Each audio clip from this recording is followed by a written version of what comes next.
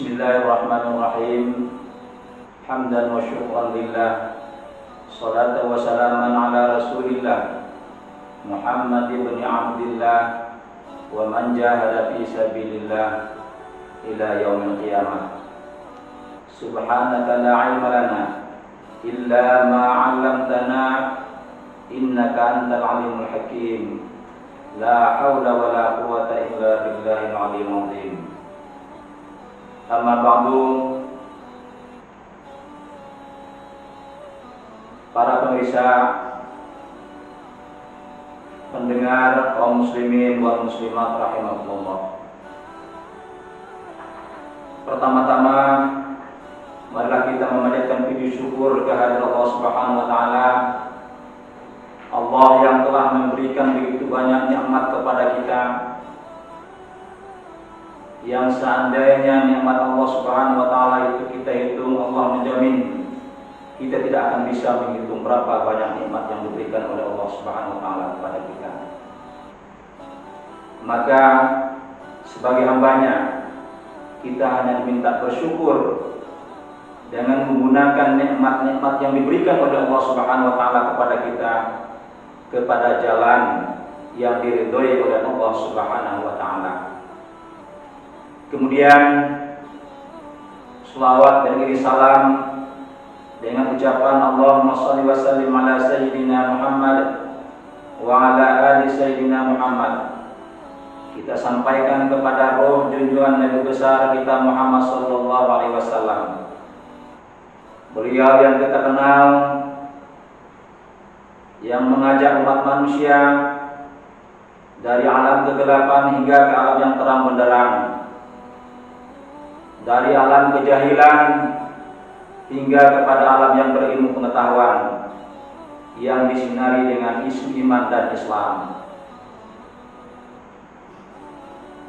Para pemirsa, kaum muslimin wal muslimat rahimakumullah. Dalam salah satu daripada rukun Islam, ada 5 rukun Islam. Salah satu di antara yang 5 itu adalah membayar zakat. Rasulullah SAW bersabda, "Bunyal Islam ala khamsin, syahadati an la ilaha illallah wa anna Muhammadar Rasulullah, wa iqamis shalah, wa ita'iz zakah, wa hajjil bait, wa shaumi Ramadan." Rawahul Bukhari wa Muslim. Artinya, Islam dibangun atas 5 hal. Yang pertama adalah dengan kesaksian bahwa tiada Tuhan yang patut disembah kecuali Allah Subhanahu wa taala, dan bahwa Nabi Muhammad adalah utusan Allah. Yang kedua adalah mendirikan sholat. Yang ketiga adalah membayar zakat. Yang keempat adalah naik haji ke Baitullah bagi yang mampu. Yang kelima adalah berpuasa pada bulan Ramadan.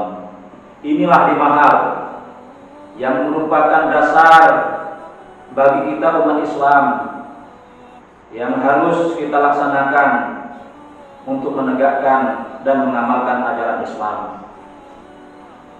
Pada kesempatan yang berbahagia ini, kami akan membahas tentang urgensi zakat dalam ajaran Islam. Yang pertama, kami ingin menyampaikan pengertian daripada zakat itu sendiri. Dalam pengertian zakat, menurut bahasa, zakat itu adalah sesuatu yang tumbuh, berkembang, subur atau bertambah segala sesuatu yang tumbuh, segala sesuatu yang berkembang, segala sesuatu yang subur, itu merupakan pengertian zakat menurut bahasa. Sedangkan menurut istilah, dalam kitab Al-Hawi, Al-Mawardi, pengertian zakat itu adalah pengambilan tertentu dari harta yang tertentu menurut sifat-sifat tertentu dan untuk diberikan kepada golongan tertentu. Inilah pengertian zakat menurut istilah. Pengambilan tertentu, pengambilan dari harta tertentu, dari jenis-jenis tertentu, itulah merupakan zakat dari menurut istilah. Zakat adalah merupakan sesuatu yang sangat urgen di dalam ajaran Islam.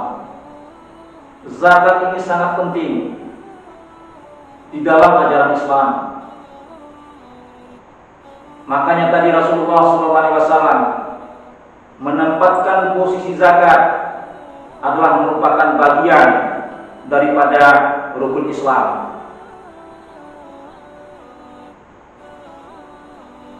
Banyak ayat-ayat Al-Quran yang menjelaskan tentang kewajiban daripada pelaksanaan zakat itu sendiri. Dalam salah satu ayat di dalam surah At-Taubah ayat 103, Allah Subhanahu wa taala berfirman, A'udzu billahi minasyaitonir rajim. Khudh min amwalihim shadaqatan tutahhiruhum wa tuzakkihim biha. Ambillah zakat dari harta mereka, karena dengan zakat itu kamu membersihkan dan menyucikan mereka. Surah At-Taubah ayat 103. Ayat ini menjelaskan kepada kita tentang pentingnya daripada arti zakat itu sendiri. Bahkan dalam kalimat ini Allah menggunakan kalimat perintah. Perintah untuk mengambil zakat. Perintah untuk mengambil harta mereka bagi mereka yang sudah memenuhi persyaratan untuk melaksanakan zakat. Begitulah pentingnya zakat ini dalam ajaran Islam. Bahkan di dalam Al-Quran, di dalam firman-firman Allah memerintahkan untuk melaksanakan sholat itu selalu dibarengi dengan perintah zakat. Aqimus sholat wa atuz zakat. Bahkan di dalam surah Al-Baqarah ayat 43, Allah Subhanahu wa taala berfirman, A'udzu billahi minasyaitonir rajim.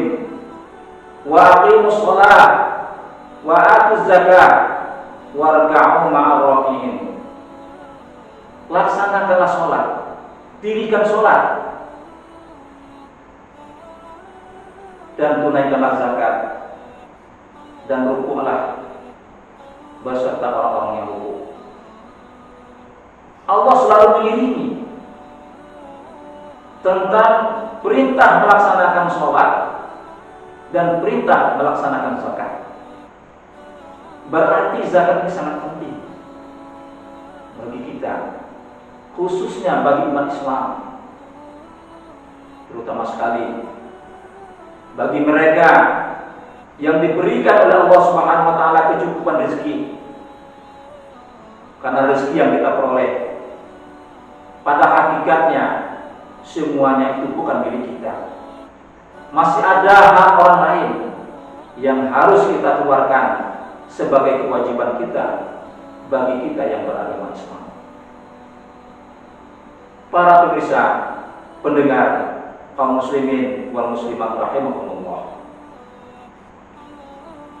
Zakat ini itu mempunyai dua dimensi. Yang pertama, Zakat itu adalah merupakan ta'abudi, itu penghambaan kita, pengabdian kita kepada Allah Subhanahu wa taala. Berarti yang pertama adalah pengertian kita adalah hubungan kita kepada Allah Subhanahu wa taala. Dengan membayar zakat, iman kita insya Allah kuat. Dengan membayar zakat, insya Allah Allah sayang kepada kita. Dengan zakat, dengan membayar zakat, berarti kita sudah melaksanakan perintah Allah Subhanahu wa taala. Itu yang pertama. Yang kedua, zakat ini merupakan dimensi sosial, yaitu memenuhi kebutuhan hidup orang-orang yang berhak menerima zakat, yang mayoritas masyarakat ekonomi kelas bawah, dan peningkatan taraf hidup mereka. Yang kedua ini punya pengertian dimensi yang kedua, dimensi sosial. Bagi kita yang mengeluarkan zakat kita, yang mengeluarkan sebagian harta kita, berarti kita sudah tertanam di dalam jiwa kita itu jiwa sosial, jiwa persaudaraan. Kita selalu memperhatikan orang-orang lemah, memperhatikan orang-orang yang ekonominya lemah. Hablum minan nas, menjaga hubungan baik kita sama manusia, saling tolong menolong kita sesama manusia, saling memberi bantuan kepada orang-orang lemah, membantu para fakir miskin yang sangat membutuhkan bantuan kita, bagi kita yang mampu di dalam kehidupan dari segi ekonomi. Para pendengar rahimahumullah, lalu apa sebetulnya hikmah daripada membayar zakat itu sendiri? Ada beberapa hikmah daripada membayar zakat. Yang pertama, kita telah selesai melaksanakan perintah Allah untuk mengeluarkan sebahagian rezeki yang diberikan oleh Allah Subhanahu wa taala kepada para mereka yang lemah ekonominya, kepada mereka yang membutuhkan. Itu hikmah yang pertama. Yang kedua, sesuai dengan bahasa tadi, bahwa zakat, dengan mengeluarkan zakat berarti kita telah akan menambahkan rezeki kita, akan menambah keberkahan rezeki kita. Rezeki kita akan tumbuh dengan membayar zakat. Allah Subhanahu wa taala berfirman, A'udzubillahi minasyaitonir rajim. Matsalul ladzina yunfiquna amwalahum fi sabilillah kamathali habatin ambatat sab'a sanabil fi kulli sunbulatin mi'atu habbah wallahu yudha'ifu liman yasha wallahu wasi'un alim. Perumpamaan orang-orang yang menafkahkan harta mereka di jalan Allah, baik itu merupakan zakat, baik itu infak, baik itu sedekah, baik itu wakaf. Barang siapa, perumpamaan orang-orang yang menafkahkan harta mereka itu pada jalan Allah, maka ibarat seseorang yang menanam tanaman, yang tanaman itu akan menumbuhkan 7 tangkai, yang setiap tangkai akan menumbuhkan 100 biji. Wallahu yudha'ifu liman yasha. Allah Subhanahu wa taala bukan hanya sekedar itu saja, akan tapi Allah Subhanahu wa taala akan membalasnya dengan berlipat-lipat ganda. Allah Subhanahu. Allah itu Maha luas. Inilah hikmah yang kedua, bahwa bagi mereka yang membayar zakat, maka Allah Subhanahu wa taala melipat gandakan keberkahannya, melipat gandakan nilainya bagi mereka-mereka yang mengeluarkan harta mereka. Dikeluarkan harta mereka dengan membayar zakat, dengan berinfak, terutama sekali disalurkan kepada mereka-mereka yang sangat membutuhkan. Para pemirsa rahimahullah.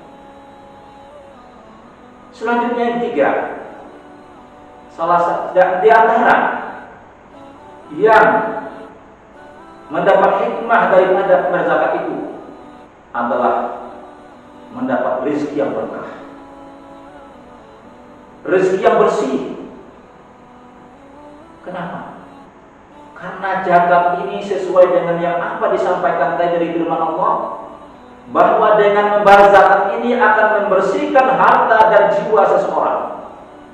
Orang yang membayar zakat jiwanya bersih, orang yang membayar zakat hartanya bersih. Kalau harta kita bersih, jiwa kita bersih, maka keberkahan Allah Subhanahu wa taala berikan kepada kita. Hidup berkah, harta berkah. Itulah yang kita cari pada hakikatnya di atas permukaan ini. Kemudian hikmah yang selanjutnya daripada membayar zakat ini adalah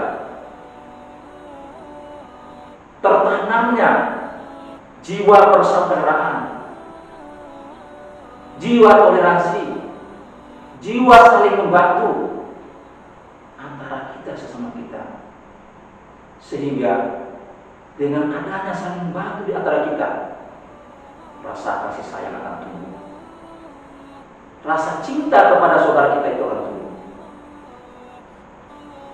La yu'minu ahadukum hatta yuhibba li akhihi ma yuhibbu li nafsihi. Belum sempurna iman seseorang sebelum dia mengasihi, sebelum dia mencintai, sebelum dia menyayangi saudaranya sebagaimana dia menyayangi diri sendiri. Jadi hikmah daripada zakat itu sendiri adalah untuk menumbuhkan rasa cinta kita kepada sesama kita. Kemudian sebaliknya,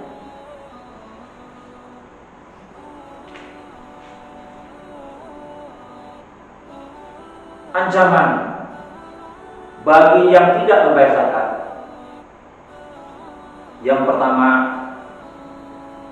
adalah dia rezeki yang dia peroleh, harta yang diperoleh itu tidak akan berkah. Tidak akan berkah bagi mereka yang tidak mengeluarkan zakat. Kenapa? Karena zakat fungsinya adalah untuk membersihkan harta benda kita, untuk membersihkan harta yang kita miliki. Kalau kita tidak membayar zakat, berarti harta kita bercampur dengan kotoran. Kalau harta sudah bercampur dengan kotoran, maka keberkahan harta kita akan hilang. Berapa banyak kita lihat orang-orang yang pada awalnya mendapat rezeki yang begitu banyak yang diberikan oleh Allah Subhanahu wa taala kepadanya, penghasilan yang berlimpah ruah, tapi karena tidak membayar zakat, tidak mau berinfak, tidak mau mengeluarkan daripada rezeki yang diberikan oleh Allah Subhanahu wa taala kepadanya, kita lihat banyak yang pada awalnya kita kenal orang itu adalah orang kaya, tapi akhirnya jatuh miskin. Kenapa? Karena rezeki yang dia miliki, harta yang dia miliki adalah harta yang tidak berkah. Kemudian ancaman selanjutnya, dia akan mendapat siksaan yang sangat pedih di akhirat. Allah Subhanahu wa taala memberi siksaan kepada mereka yang menumpuk harta, yang mencari harta tanpa mengeluarkan zakat, tanpa mengeluarkan infak. Nanti harta yang dia miliki akan dikalungkan, dijadikan menjadi api dan dikalungkan nanti di akhirat, di api neraka. Para pemirsa kaum muslimin wal muslimat rahimakumullah. Ancaman selanjutnya bagi mereka yang enggan mengeluarkan zakat, nanti dimunculkan ular yang berbisa dan menarik mereka pada hari kiamat nanti. Masih banyak lagi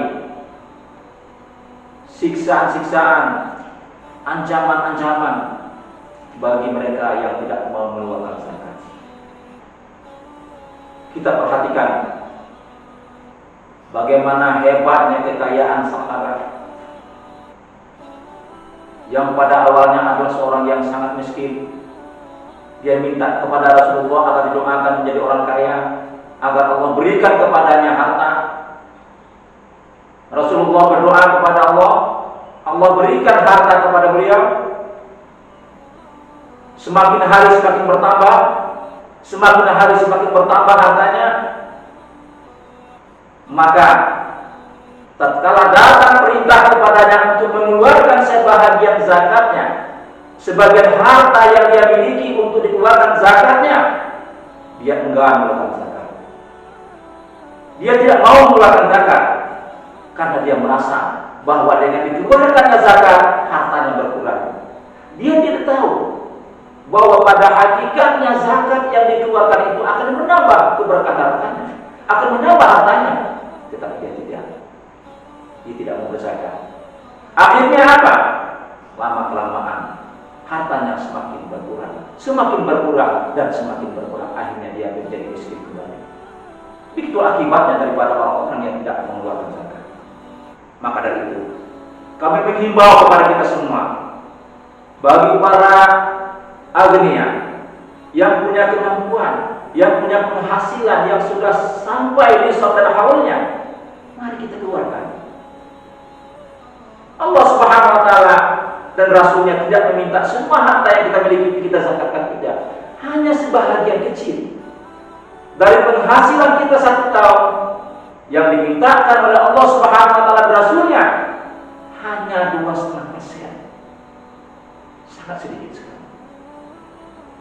Maka dari itu, bagi kita yang sudah punya penghasilan, yang sampai nisab dan sampai haulnya, yang sudah punya penghasilan, yang sudah disepakati oleh Majelis Ulama Indonesia, bagi mereka yang mempunyai penghasilan yang setara dengan 85 gram emas, maka dikeluarkanlah zakatnya sebesar 2,5%. Maka dari itu, di Padang Lawas, pemerintahan daerah Kabupaten Padang Lawas telah membentukkan badan yang khusus mengelola zakat bagi masyarakat dan karyawan dan seluruh PNS yang ingin mengeluarkan zakatnya, yaitu Badan Amil Zakat Nasional Kabupaten Padang Lawas, yang telah dikeluarkan SK-nya oleh Bupati Kabupaten Padang Lawas.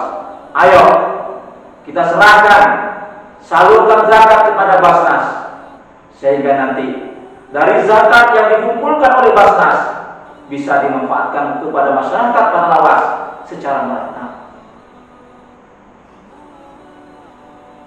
Ma'asyiral muslimin pemirsa rahimakumullah. Oleh karena itulah, sekali lagi kami mengajak kepada kita, mari kita bersihkan harta kita sucikan harta kita dengan membayar zakat, agar harta yang kita miliki adalah harta yang berkah. Harta berkah yang berkah akan mengeluarkan yang baik, akan mengeluarkan yang berkah. Harta yang berkah yang kita gunakan untuk kehidupan kita, untuk memberi makanan kepada kita dan keluarga kita, maka kita dan keluarga kita adalah keluarga yang berkah. Anak yang kita sekolahkan dari harta yang berkah, dari harta yang suci, maka anak akan menjadi anak yang soleh, akan mendapat ilmu yang bermanfaat. Jangan salahkan kalau seandainya anak yang kita didik, anak yang kita sekolahkan sangat di luar daripada yang kita harapkan. Bandelnya minta ampun, tidak mau belajar. Kenapa? Barangkali makanan yang kita berikan kepada mereka, uang yang kita berikan kepada mereka, masih ada hak orang lain. Sehingga jangan salahkan anak kita. Jangan salahkan keluarga kita, tapi salahkan diri kita. Apakah makanan yang saya berikan kepada mereka adalah makanan yang baik, makanan yang bersih, yang diridhoi oleh Allah Subhanahu wa taala? Bayar zakat, karena zakat adalah hal yang sangat bermanfaat bagi masyarakat. Bayar zakat, karena zakat adalah menyucikan diri kita dan menyucikan harta benda kita.